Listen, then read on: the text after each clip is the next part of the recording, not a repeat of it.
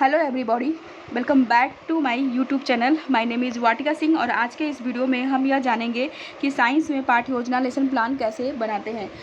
But before starting this video we would like to say something to you. Please like and share this video and subscribe my channel Vatika Singh and don't forget to put on the notification bell and don't miss the upcoming video. तो चलिए friends, हम बिना time waste किए हुए इस video को पाठ्य योजना को बनाते हैं।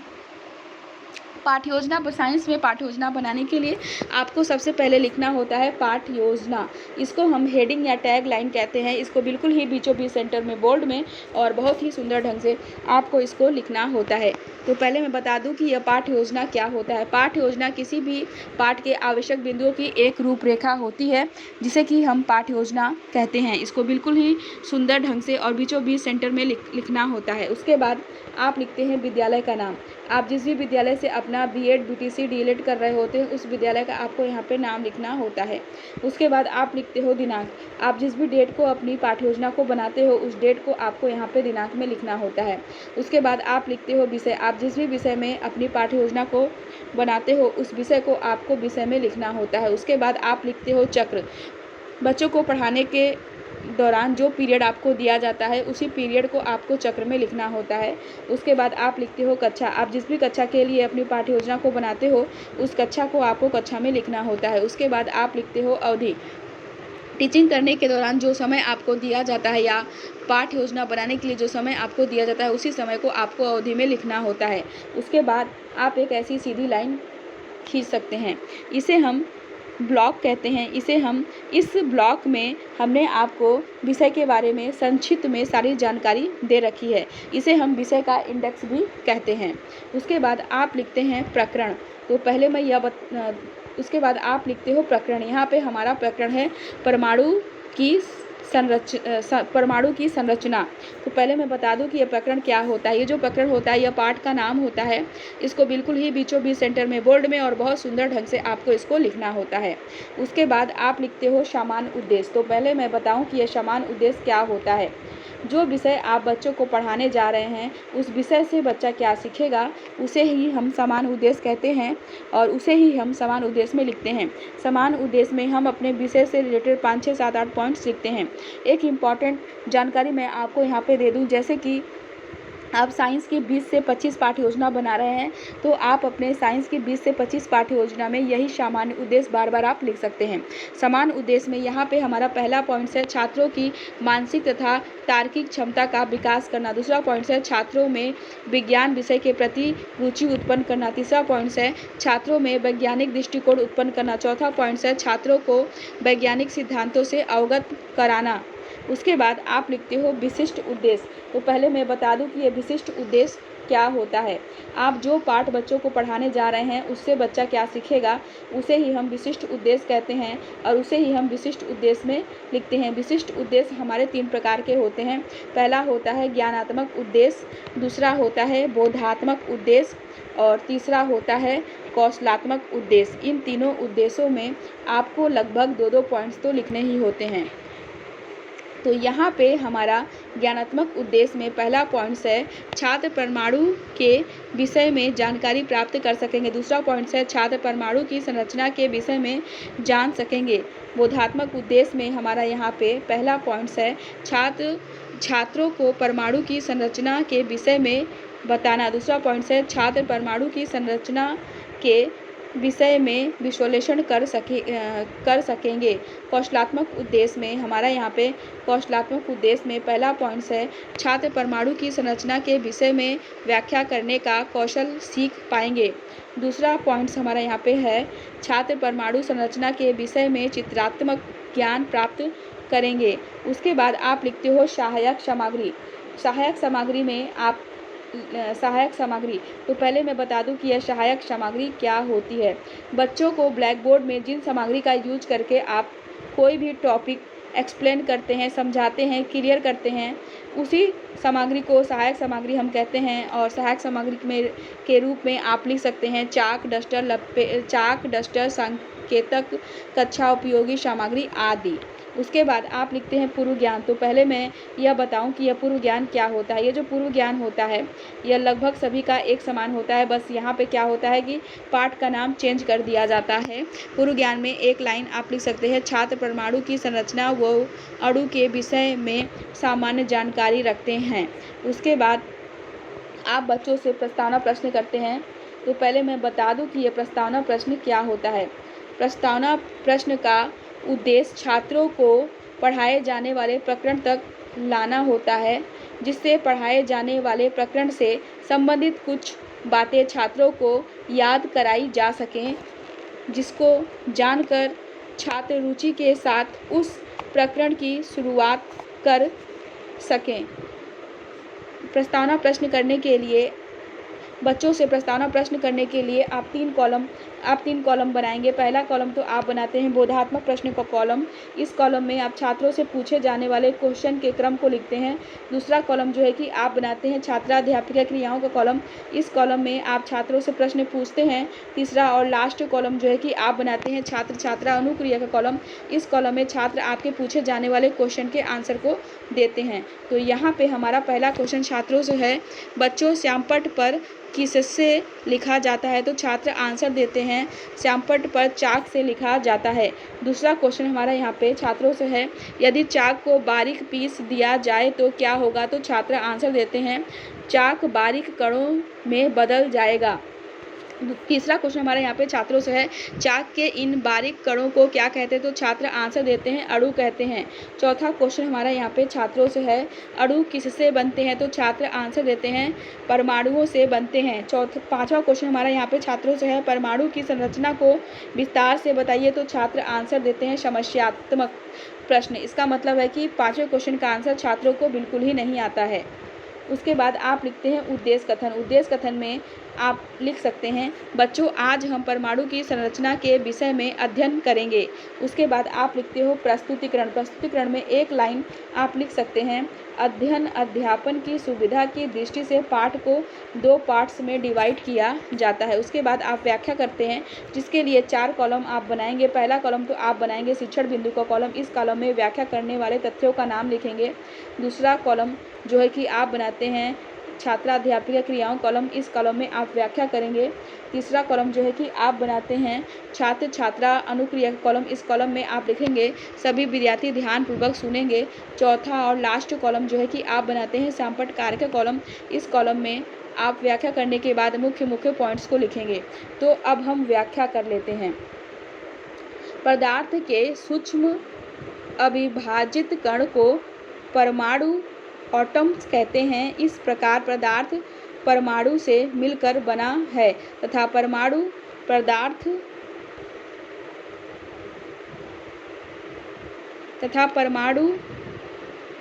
पदार्थ की मूलभूत इकाई है। डाल्टन ने परमाणु का सिद्धांत दिया है, जो कि Dalton's automatic method theory, Dalton automatic theory के नाम से जाना जाता है। इसकी मुख्य बातें इस प्रकार से हैं। पहला, पदार्थ या तत्व अनेक सूक्ष्म कणों से बना है, जिन्हें परमाणु कहते हैं। दूसरा, परमाणु अविभाज्य है। तीसरा, परमाणु को न तो नष्ट किया जा सकता है और न ही बनाया जा सकता है। चौथा, एक ही तत्व के परमाणु भार, आकार व अन्य गुणों में समान होते हैं, परंतु परमाणु को मुख्य रूप 3 मूल कणों में बांटा जा सकता है। पहला, इलेक्ट्रॉन, प्रोटॉन, न्यूट्रॉन। इस प्रकार परमाणु के नाभिक में प्रोटॉन, न्यूट्रॉन व इलेक्ट्रॉन नाभिक के चारों ओर पाए जाते हैं। व्याख्या करने के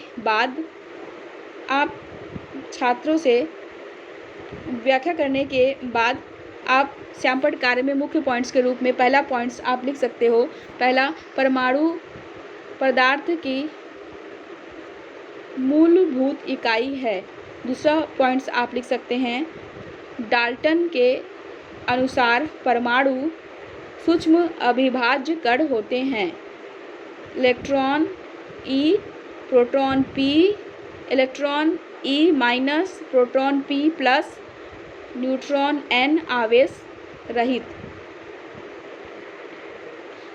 और तीसरा पॉइंट्स आप लिख सकते हैं, किसी परमाणु में प्रोटॉन तथा इलेक्ट्रॉन की संख्या बराबर होती है। व्याख्या करने के बाद आप छात्रों से बोधात्मक प्रश्न करते हैं, जिसके लिए आप 3 कॉलम बनाएंगे। पहला कॉलम तो आप बनाते हैं बोधात्मक प्रश्न का कॉलम। इस कॉलम में छात्रों से पूछे जाने वाले क्वेश्चन के क्रम को आप लिखते हैं। दूसरा कॉलम जो है कि आप बनाते हैं छात्राध्यापिका क्रियाओं का कॉलम। इस कॉलम में आप छात्रों से प्रश्न पूछते हैं। तीसरा और लास्ट कॉलम जो है कि आप बनाते हैं छात्र छात्रा अनुक्रिया का कॉलम। इस कॉलम में छात्र आपके पूछे जाने वाले क्वेश्चन के आंसर को देते हैं। तो यहाँ पे हमारा पहला क्वेश्चन छात्रों से है, पदार्थ की मूलभूत इकाई क्या है? तो छात्र आंसर देते हैं, पदार्थ की मूलभूत इकाई परमाणु है। दूसरा क्वेश्चन हमारे यहाँ पे छात्रों से है, परमाणु के 3 मूलभूत कणों के नाम बताइए। तो छात्र आंसर देते हैं, परमाणु के 3 मूलभूत कण इलेक्ट्रॉन, प्रोटॉन, न्यूट्रॉन हैं। बोधात्मक प्रश्न बच्चों से करने के बाद आप फिर से व्याख्या करते हैं, जिसके लिए आप फिर से 4 कॉलम बनाएंगे। पहला कॉलम तो आप बनाएंगे शिक्षण बिंदु का कॉलम। इस कॉलम में आप लिखेंगे व्याख्या करने वाले तथ्यों का नाम लिखेंगे शिक्षण बिंदु के कॉलम में। दूसरा कॉलम जो है कि आप बनाते हैं छात्राध्यापक क्रियाओं कॉलम। इस कॉलम में आप व्याख्या करेंगे। तीसरा कॉलम जो है कि आप बनाते हैं छात्र छात्रा अनुक्रिया का कॉलम। इस कॉलम में आप लिखेंगे सभी विद्यार्थी मौन रहेंगे। चौथा कॉलम जो है कि आप बनाते हैं शामपट कार्य के कॉलम। इस कॉलम में आप व्याख्या करने के बाद मुख्य पॉइंट्स को लिखेंगे। तो अब हम व्याख्या करते हैं। परमाणु के 3 मूलभूत कणों का वर्णन। पहला इलेक्ट्रॉन का आविष्कार जे थॉम्सन ने किया। ये अति सूक्ष्म ऋण आवेशित मूल कण है। एक इलेक्ट्रॉन पर ऋणावेश होता है, इसको E से प्रदर्शित करते हैं। दूसरा, प्रोटॉन की खोज रुदरफोर्ड ने की। ये अति सूक्ष्म धनावेशित मूल कण है। एक इलेक्ट्रॉन पर इकाई धन आवेश होता है। प्रोटॉन का द्रव्यमान हाइड्रोजन के परमाणु के द्रव्यमान के बराबर होता है। तीसरा, न्यूट्रॉन की खोज जेम्स चैडविक ने की। न्यूट्रॉन विद्युत उदासीन मूल कण है। ट्रिक, ईटा पर नाचे।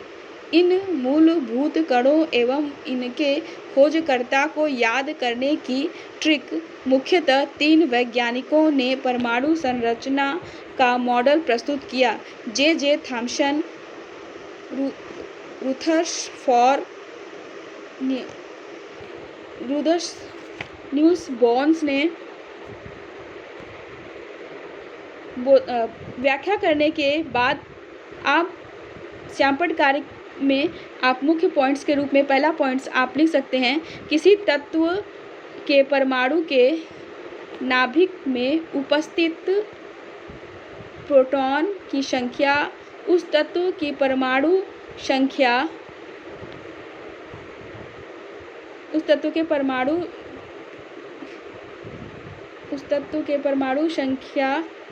होती है।